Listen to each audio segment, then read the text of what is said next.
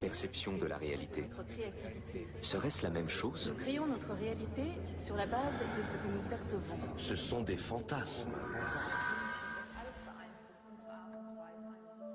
Vous vous trouvez, toute votre vie durant, dans une pièce dont vous ne pouvez pas sortir.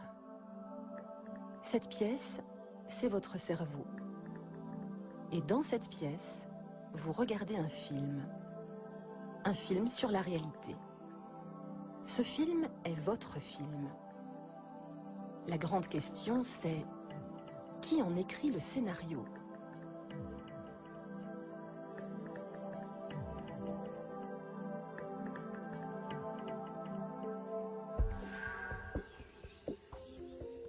Qu'est-ce que la réalité?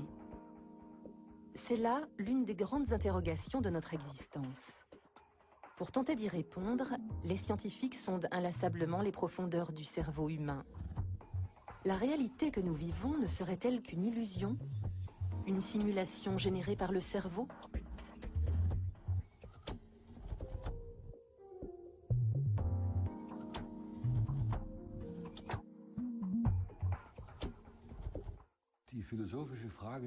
Je ne peux pas vous dire ce qu'est la réalité d'un point de vue philosophique. La réalité, c'est ce que nous percevons en ce moment et qui fait l'unanimité parmi la plupart des gens. Le monde n'est pas tel que nous croyons le voir.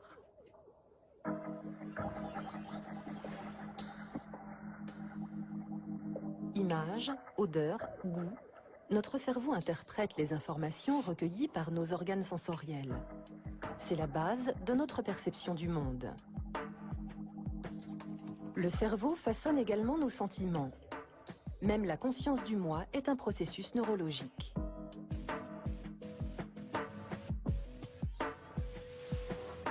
Le cerveau construirait alors sa propre image du monde, celle-là même que nous appelons réalité.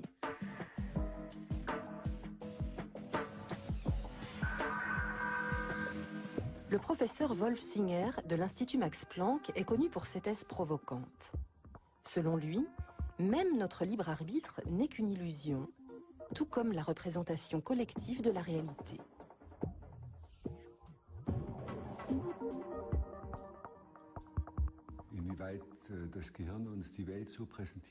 Le cerveau présente le monde tel qu'il est réellement de façon très partielle.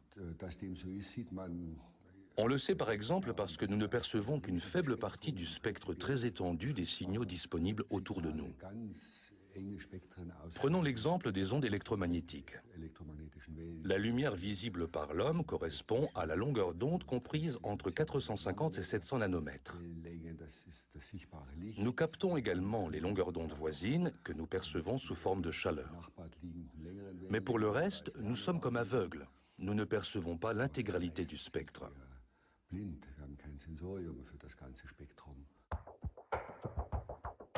Il arrive même que le cerveau fasse disparaître des informations pourtant bien visibles, comme sur cette feuille qui porte deux symboles. L'expérience consiste à garder un œil fermé, tandis que l'autre fixe la croix. Lorsque l'on s'approche de la feuille, le point disparaît brusquement.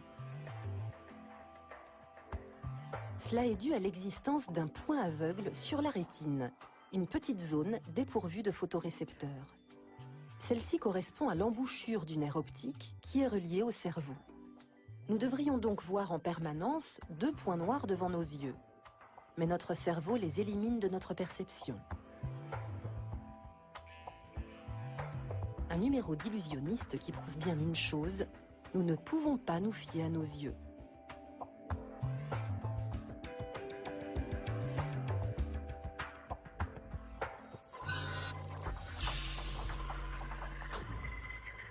Cet appareil à résonance magnétique nucléaire va nous aider à comprendre les mystifications du cerveau. Prenons le phénomène des mouvements illusoires. Le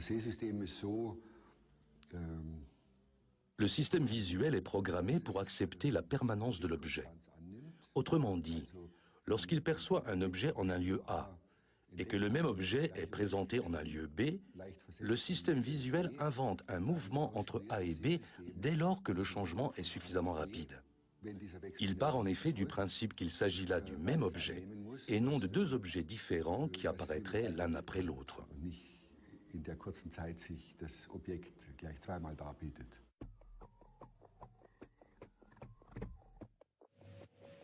Les participants à cette expérience sont confrontés à deux carrés légèrement espacés qui s'éclairent alternativement sur un moniteur.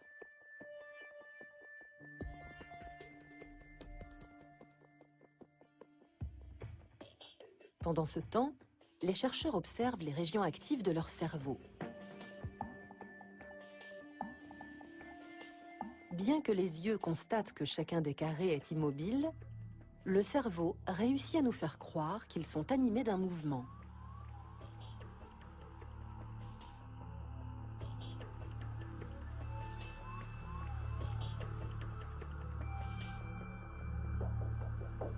Certaines zones du cerveau activées au cours de l'expérience n'ont rien à voir avec la perception visuelle.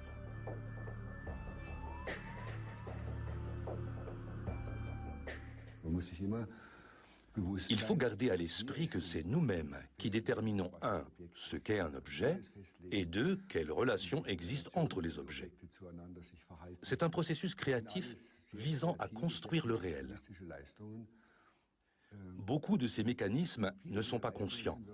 Nous croyons tout simplement percevoir ce qui est. Il faut réaliser ce genre d'expérience pour constater qu'en fait, nous interprétons la réalité.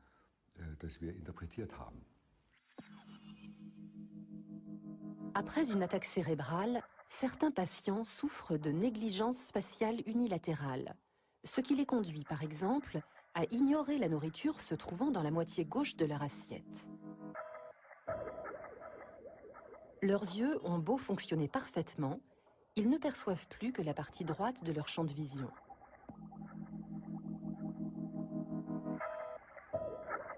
Pour eux, la partie gauche n'existe plus. Elle ne fait plus partie de leur réalité. Ce ne sont donc pas nos yeux qui déterminent ce que nous voyons. Notre vision du monde dépend bien plus de la façon dont notre cerveau traite les informations et leur accorde ou non du crédit.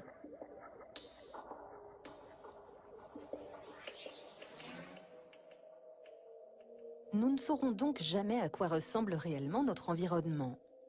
Le seul monde que nous connaissons est celui que notre cerveau invente pour nous en permanence. Mais qu'en est-il de notre propre corps ? La perception que nous en avons est certainement conforme à ce qu'il est réellement. Pas si sûr.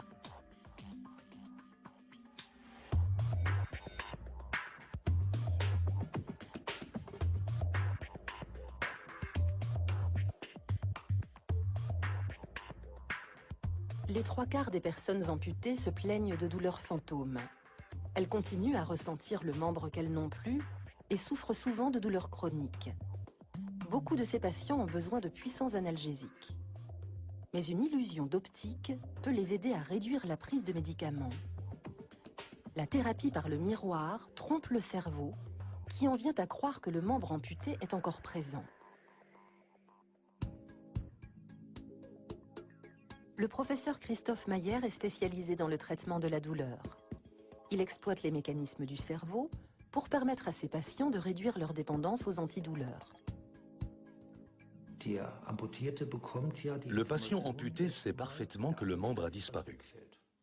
Mais son cerveau continue à recevoir des informations résiduelles provenant de l'extrémité des nerfs du moignon, et il a du mal à les interpréter.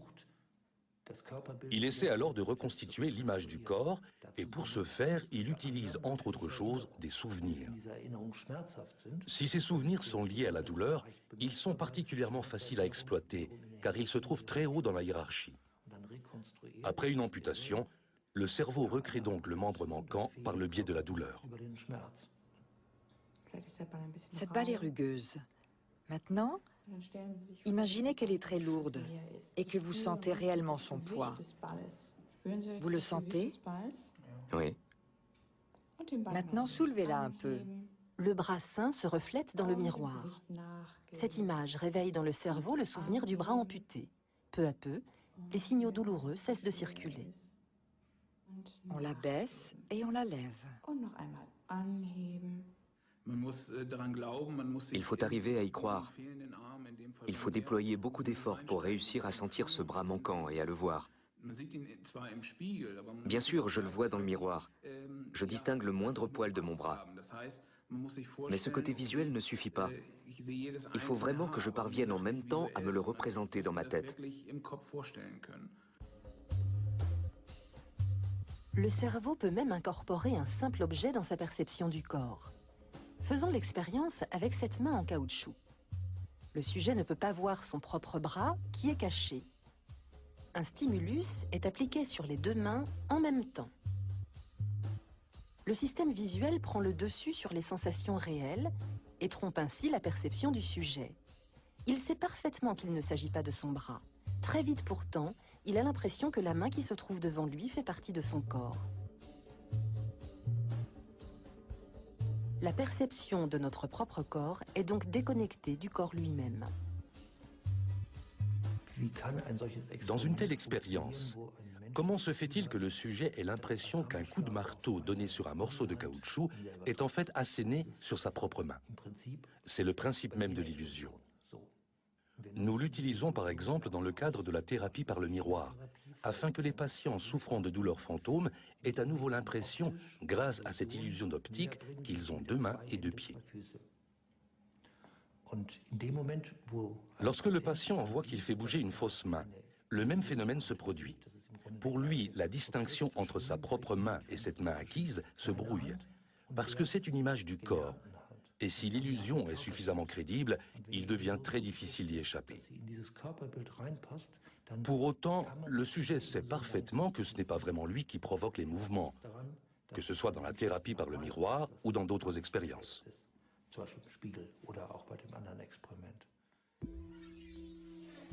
Des stimulations électriques appliquées à la surface du cerveau permettent de provoquer des mouvements ciblés à des endroits précis du corps.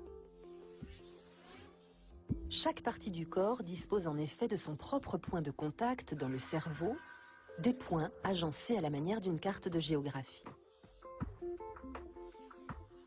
À partir de ces éléments, les chercheurs ont établi une représentation particulière de l'homme, destinée à se représenter d'une façon imagée la place qu'occupent les différentes parties du corps dans le cerveau. Cette autre représentation porte le nom d'homoncule, petit homme. La taille de chaque partie du corps est proportionnelle au nombre de cellules nerveuses qui la commandent au niveau du cerveau.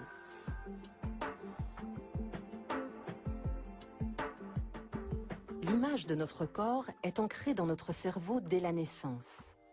Ainsi, les enfants qui ne naissent qu'avec un bras peuvent tout de même s'aider de leur bras fantôme pour le calcul mental.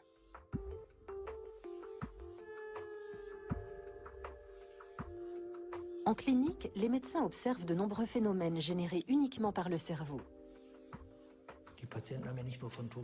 Les patients souffrent de douleurs fantômes, mais peuvent également avoir d'autres sensations fantômes. Ils se réveillent par exemple la nuit en ayant l'impression que leur bras est tordu à 90 degrés et poussent alors un cri de douleur. Il y a là un problème de perception, puisqu'ils savent bien que le coude ne peut se plier que dans un sens. Puis ils ouvrent les yeux, voient qu'il n'en est rien, mais ne s'apaisent pas pour autant. Ils savent que ce n'est pas la réalité, et pourtant leurs douleurs s'en trouvent encore accrues.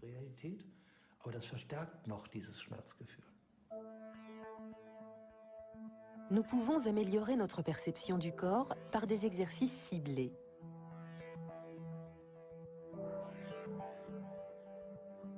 Cette perception ne dépend pas de ce qui nous paraît être la réalité objective. Elle dépend de la façon dont le cerveau appréhende le corps. Et au besoin, cela peut permettre aux médecins de manipuler notre image du corps.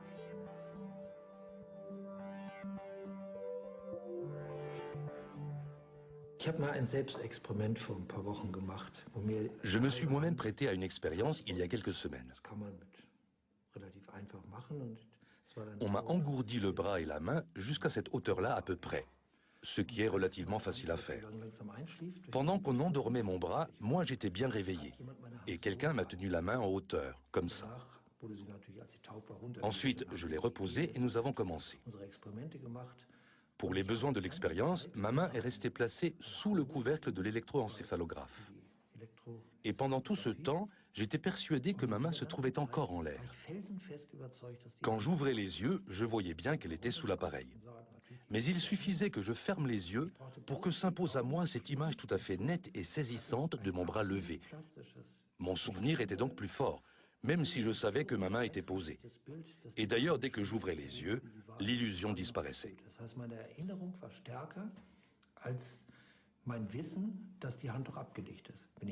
Ceci illustre bien comment le cerveau peut créer une illusion, mais cela montre aussi que nous disposons de mécanismes pour contrôler celle-ci.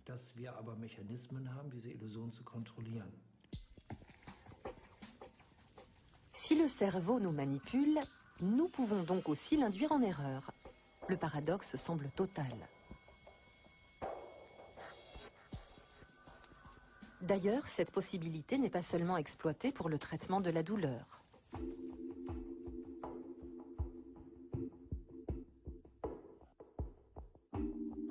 Au CHU de Liège, en Belgique, médecins et spécialistes des neurosciences utilisent depuis plusieurs années la puissance du cerveau au quotidien.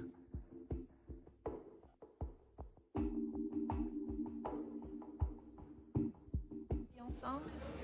Et vous avez marché? Oui, Est-ce qu'il faisait beau à ce moment-là? Un jour de pluie et 2 jours de soleil. Vous faites une promenade. Qu'est-ce qui est important pour vous? Ce que vous regardez, ce que vous entendez ou ce que vous observez? Vous avez profité de la vie de Paris et de... Pas nocturne, parce Non. qu'on était trop fatigués de marcher. Les patients qui refusent l'anesthésie générale ne reçoivent qu'une petite injection. Puis, avec l'aide de l'anesthésiste, ils sont plongés dans une transe hypnotique appelée hypnosédation.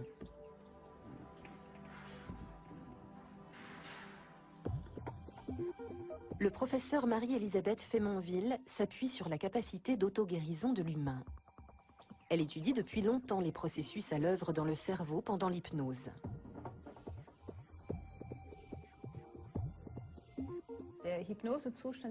L'état d'hypnose est un état de conscience particulier. C'est le patient qui glisse lui-même dans cet état. Une fois sous hypnose, il fait l'expérience d'un rapport différent à lui-même et à son environnement. Ses réactions aux suggestions s'en trouvent complètement modifiées. Il n'a plus la même capacité d'analyse de la situation et même sa faculté de jugement se trouve bouleversée. Les muscles se reposent et en même temps, façon particulière que d'autres peuvent avoir en dansant, tire bien. Peut-être à certains moments, comme quand on a un moment intéressant. On va s'asseoir. Peut-être tu peux remarquer la température qui est légèrement différente d'un côté pour te sentir vraiment confortable. Le cerveau réagit-il différemment à la douleur, que ce soit sous hypnose ou à l'état d'éveil? Lors d'études successives, le professeur Fémonville plonge différents patients dans un état de transe hypnotique. Un rayon laser braqué sur le dos de la main crée divers stimuli douloureux. Le participant en évalue l'intensité à l'aide d'un clavier.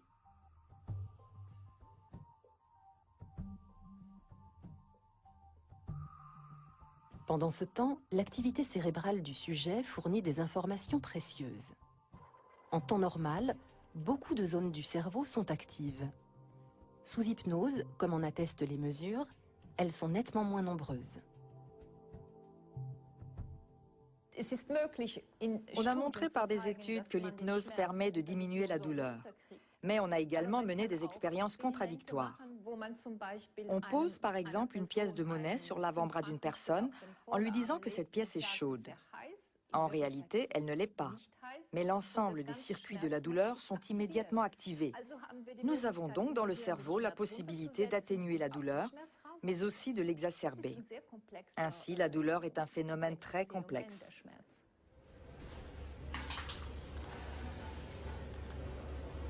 Peut-être votre endroit où vous avez envie de passer un bon moment avec vous-même. Peut-être en même temps que vous regardez les couleurs, comme vous regardez un ciel de nuit ou de jour. Peut-être pouvez-vous retrouver... Au cours des 15 dernières années, Marie-Elisabeth Fémonville et ses collègues ont évité une anesthésie générale à plus de 6000 patients. À la place, le patient entre dans un état de transe où il ne perçoit rien de son environnement. Aujourd'hui, il s'agit d'une ablation de la glande thyroïde. Découvrir les détails des choses qui vous amusent vraiment. Les interventions réalisées ainsi entraînent moins de complications, ce qui réduit les frais de traitement. Les inflammations post-opératoires sont aussi moins fréquentes et les patients se remettent plus rapidement. Peuvent vous donner l'occasion d'apprécier pleinement. En outre, il reste conscient. Et vous utilisez cela. Après 90 minutes d'opération, la patiente peut déjà répondre aux questions. Vous sentez qu'il fait quand même frais ici, hein? Vous trouvez pas? Non, j'ai soif. Encore toujours? J'ai soif. Soif, ouais. Si, parfois quelques petites douleurs, mais... Alors j'ai franzi les sourcils et ils m'ont remis un anesthésiant. Ça s'est bien passé. Ah, il y a encore un coussage.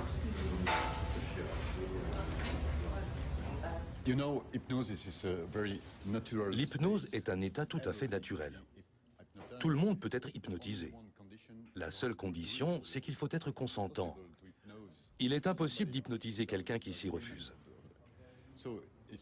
Au volant, par exemple, il arrive que vous soyez perdu dans vos pensées. Vous êtes alors déjà sous hypnose. Nous utilisons cette capacité du cerveau pour pratiquer des opérations.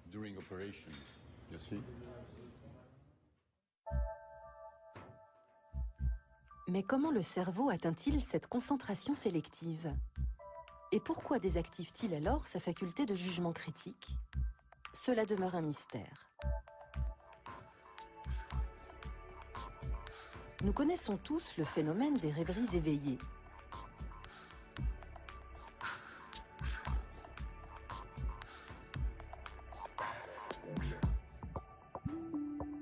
Dans des cas extrêmes, le cerveau est capable de modifier notre perception du corps et même, d'une façon extraordinaire, de nous faire oublier notre moi.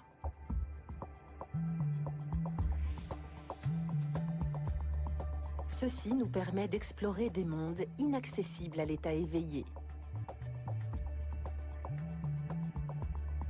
L'imagination modifie l'activité du cerveau et nous permet d'atteindre un autre niveau de conscience et de vivre une autre réalité, pour un temps limité, bien sûr. Dès lors, puisque notre perception n'est déterminée que par notre cerveau, ne serait-il pas envisageable d'aller jusqu'à quitter notre corps physique?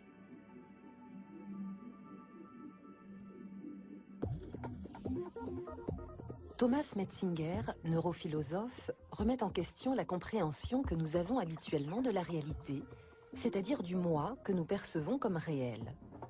Ce moi ne serait lui aussi qu'une forme de réalité virtuelle, comparable au monde généré par ordinateur.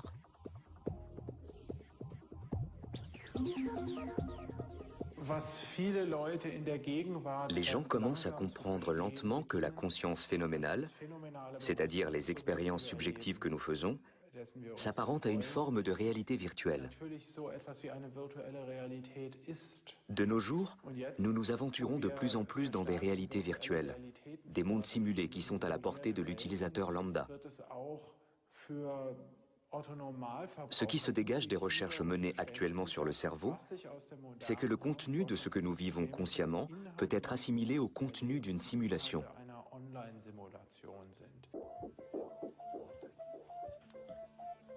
Nos expériences conscientes ne seraient alors qu'une simulation réalisée dans notre cerveau. Ici, une caméra filme le sujet de l'expérience de dos. Sa propre image lui est retransmise directement sur lunettes vidéo. L'unité spatiale du corps et du moi semble se désagréger.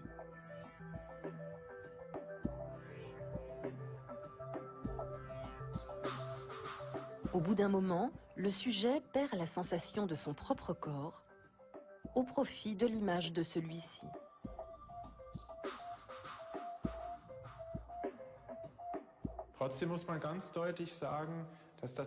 Il faut tout de même préciser une chose. Ce que nous avons obtenu, c'est la possibilité d'envisager le moi hors des limites du corps physique. Mais ce n'est pas une expérience extracorporelle à proprement parler. En effet, seuls deux sens étaient sollicités, la vue et le toucher. D'autres composantes, telles que le sens de l'équilibre, l'interoception, l'instinct, sont demeurées, entre guillemets, dans le corps physique.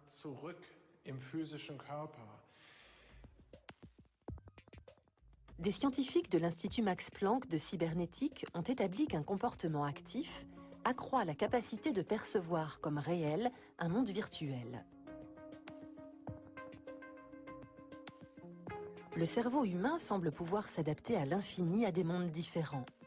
Et les neurosciences s'intéressent beaucoup à l'effet produit par ces réalités virtuelles.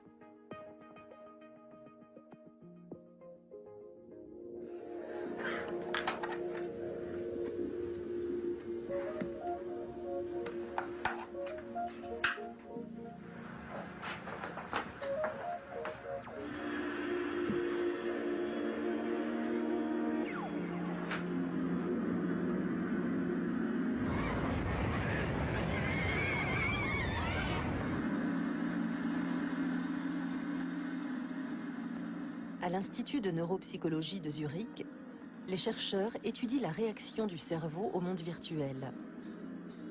Les sujets sont plongés dans un univers artificiel. Au bout d'un moment, cette projection est perçue comme réelle.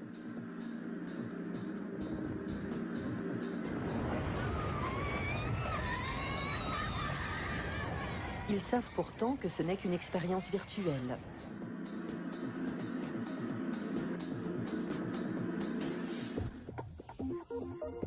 Lutz Jenke, neuropsychologue, étudie la façon dont notre cerveau fait la distinction entre réalité authentique et virtuelle.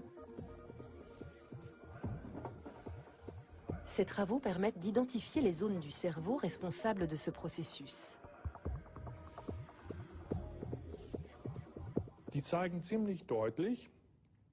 Les résultats montrent clairement qu'une zone bien spécifique du cerveau agit comme une instance supérieure qui contrôle tout. C'est une partie du lobe frontal qu'on appelle cortex prémoteur dorsal. Il se trouve à peu près ici, au niveau de mes mains. Cette structure constitue un système de régulation. Elle hiérarchise du haut vers le bas les informations qu'elle a recueillies et qui circulent du bas vers le haut. En l'occurrence, les sensations et les sentiments ressentis automatiquement et inconsciemment. Ainsi, si vous ressentez une sensation plaisante, elle va se développer du bas vers le haut et parvenir au cerveau. Si elle n'est pas contrôlée par le haut, elle pourra s'épanouir tout à fait librement. On a montré clairement que les perceptions de présence dans un espace donné, en utilisant par exemple un simulateur de montagne russe, sont contrôlées par le cortex dorsal.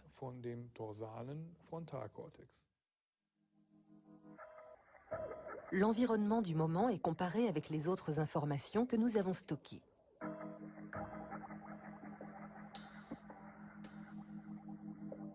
Si le monde virtuel auquel nous sommes confrontés concorde avec notre expérience, notre cerveau accepte celui-ci, pour ainsi dire, comme la réalité. Que l'on se trouve dans un environnement réel ou virtuel, cela ne fait visiblement guère de différence pour le cerveau, du moins jusqu'à un certain âge.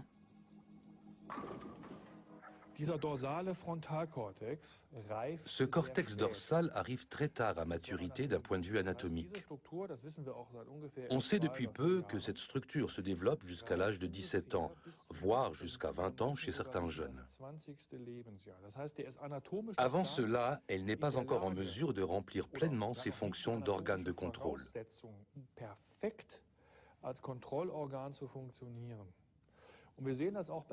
On le voit d'ailleurs chez les enfants. Jusqu'à 8 ou 10 ans, on ne constate pratiquement pas d'activité dans ce cortex dorsal. On peut donc dire qu'en raison de leur stade de développement et de l'anatomie de leur cerveau, les enfants sont exposés pratiquement sans protection à ces mondes virtuels.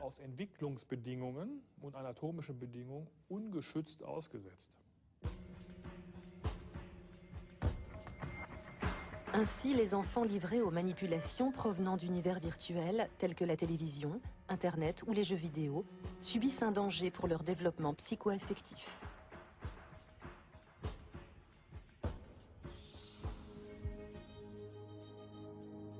Mais la réalité artificielle peut aussi être exploitée à des fins positives. Par exemple, pour traiter la phobie de l'avion. Comment s'est manifestée cette panique lors de votre premier vol? Par des palpitations? Expliquez-moi. J'avais peur que l'avion s'écrase ou qu'il traverse une zone de forte turbulence comme je l'ai déjà vécu. À ce moment-là, je me suis sentie prisonnière, à la merci des événements. À l'Institut universitaire de psychothérapie de Würzburg, le psychologue Andreas Mühlberger prépare sa patiente à un traitement peu ordinaire. La peur n'en finit pas de grandir et ne disparaît pas. La réalité virtuelle est ici au service de la neuropsychothérapie. Mesdames, Messieurs, nous vous demandons quelques minutes d'attention pendant la présentation des procédures de sécurité.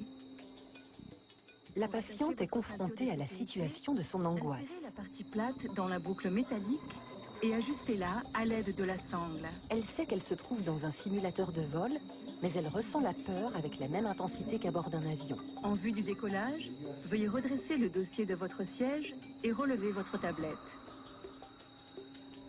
Si vous utilisez un appareil électronique portatif, merci de l'éteindre au moment des phases de décollage et d'atterrissage. Vous voulez regarder par le hublot ou regarder les autres passagers de l'avion?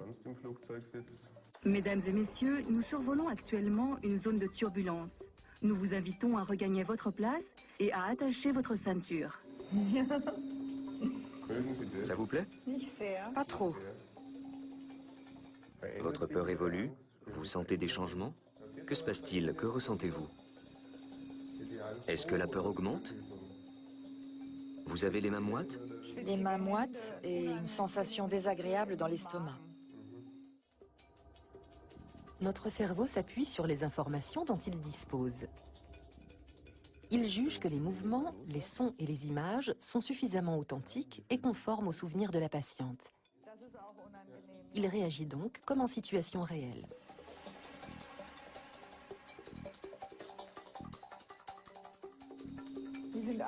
Tout est très désagréable. Mesdames et messieurs, nous amorçons notre descente. Veuillez regagner votre place et attacher votre ceinture. Nous vous demandons de redresser le dossier de votre siège et de relever la tablette.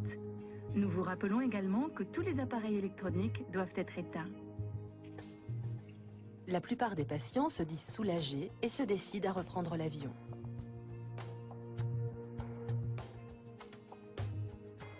La peur des araignées, le vertige et la claustrophobie sont également traités avec succès de cette façon. Les réactions du cerveau au monde virtuel peuvent ainsi être utilisées à des fins thérapeutiques.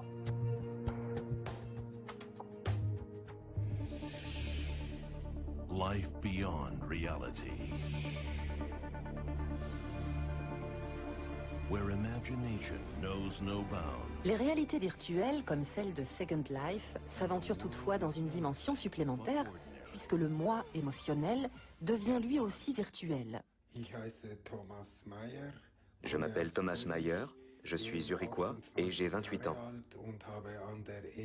Dans les études conduites par l'Institut de neuropsychologie de Zurich, les sujets en interaction avec des êtres virtuels présentent les mêmes réactions corporelles que face à des personnes en chair et en os. Lorsque les auditeurs virtuels semblent s'ennuyer, les orateurs sont soudain pris de doute. Ils se mettent à transpirer et leur pouls s'accélère.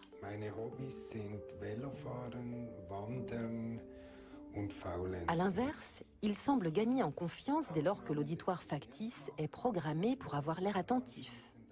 Leur rythme cardiaque s'apaise et leur concentration s'accroît. Là encore, les participants savent très bien qu'ils se trouvent face à des entités virtuelles créées par ordinateur. Mais la réaction subconsciente semble l'emporter sur ces données conscientes.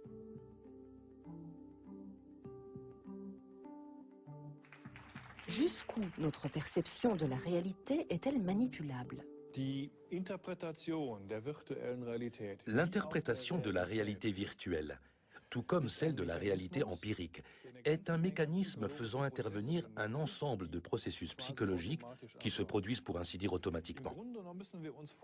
Il faut imaginer que notre cerveau génère en permanence des processus d'interprétation et de contrôle de l'action, et ceux-ci sont tellement puissants que lorsque nous sommes plongés dans un univers virtuel, le contrôle conscient que nous tentons d'exercer n'a aucune influence. Ce qui est intéressant, c'est que notre cerveau tente en permanence de nous faire croire que ce monde parallèle, conçu par notre conscience, est l'initiateur du processus, alors que c'est en fait une illusion.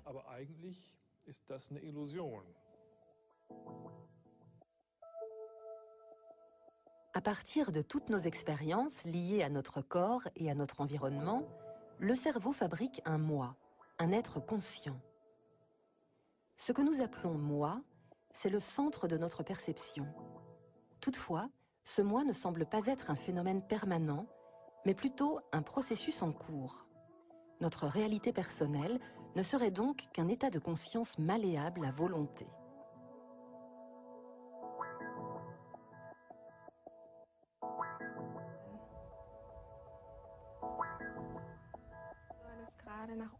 L'Institut Bender de Gießen en Allemagne s'intéresse aux effets de la méditation. On y étudie notamment comment les techniques méditatives modifient l'état de conscience.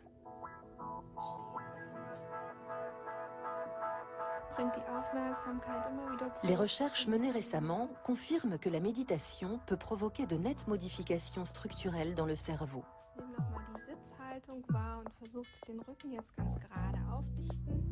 Les formes de méditation sont multiples, mais elles peuvent toutes conduire à un nouvel état de perception.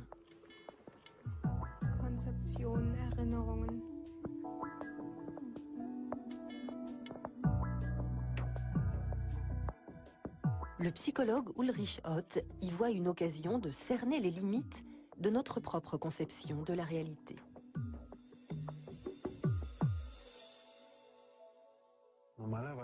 En général, nous ne saisissons pas à quel point notre façon de percevoir le monde est tributaire du fonctionnement particulier de notre cerveau.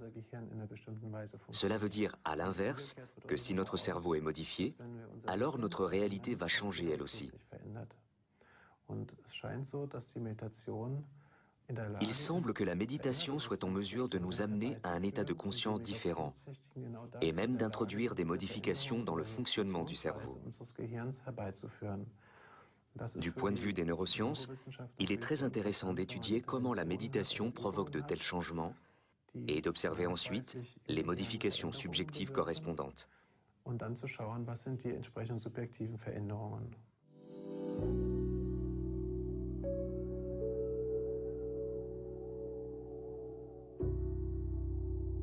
Ulrich Ott explore ce phénomène avec des volontaires pratiquant la méditation depuis longtemps. Que se passe-t-il dans leur cerveau?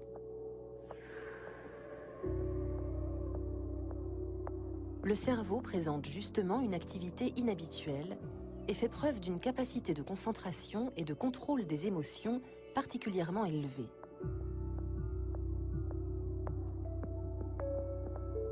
Pendant la méditation, on enregistre dans de vastes zones du cerveau des fréquences élevées qui, en temps normal, n'apparaissent que fugitivement et de façon très localisée. Les cellules nerveuses semblent communiquer dans l'ensemble du cerveau. Ce dernier cesse de sélectionner et de privilégier certains aspects limités de la réalité. Dans cet état particulier, le cerveau traiterait toutes les informations à égalité.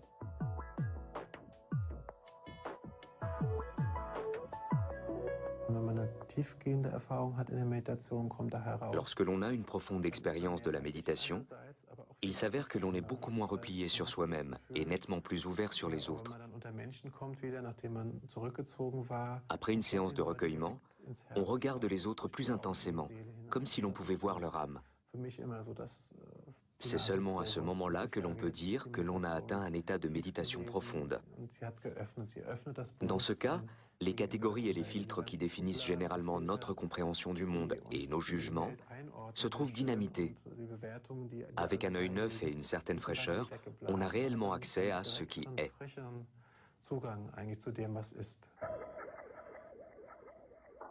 Le monde semble dépourvu de contours précis. Le cerveau réinvente sans cesse à partir de ce monde une réalité tangible pour nous.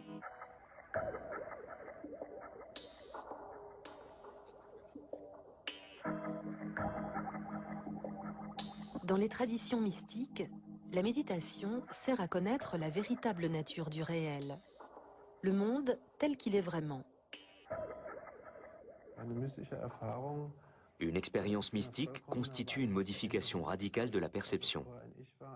Là où auparavant il y avait un moi et un monde extérieur, soudain tout ne fait plus qu'un. C'est le message central des mystiques. La notion du temps est également différente. Et ceux qui méditent disent que cette pratique est un processus d'éveil, ce qui impliquerait que nous soyons endormis dans notre état normal de conscience. On parle donc parfois d'éveil. D'ailleurs, Bouddha est appelé l'éveillé. On perçoit brusquement le monde avec des yeux différents. On en a une compréhension plus profonde et on a le sentiment de connaître la source même du réel.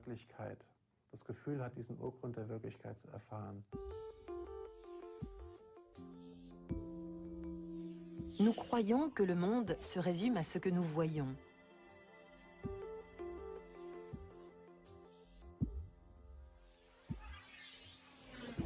Mais notre cerveau ne nous présente qu'une seule représentation du monde, qui s'apparente à une carte d'orientation. Ce n'est qu'une interprétation parmi d'innombrables possibilités. Je suis obligé de supposer que ce que je perçois ici peut être perçu autrement par mon voisin, et c'est la même chose pour chacun d'entre nous. Nous avons tendance à supposer que les choses sont telles que nous les percevons. Il faut passer par un long processus pour se convaincre que ce n'est pas le cas.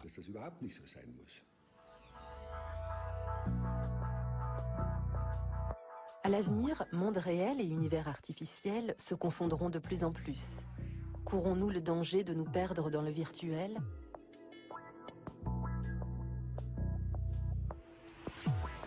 Il est possible de mieux comprendre notre propre réalité, voire de la modifier, car nous voyons et percevons le monde, non pas tel qu'il est, mais en fonction de ce que nous sommes.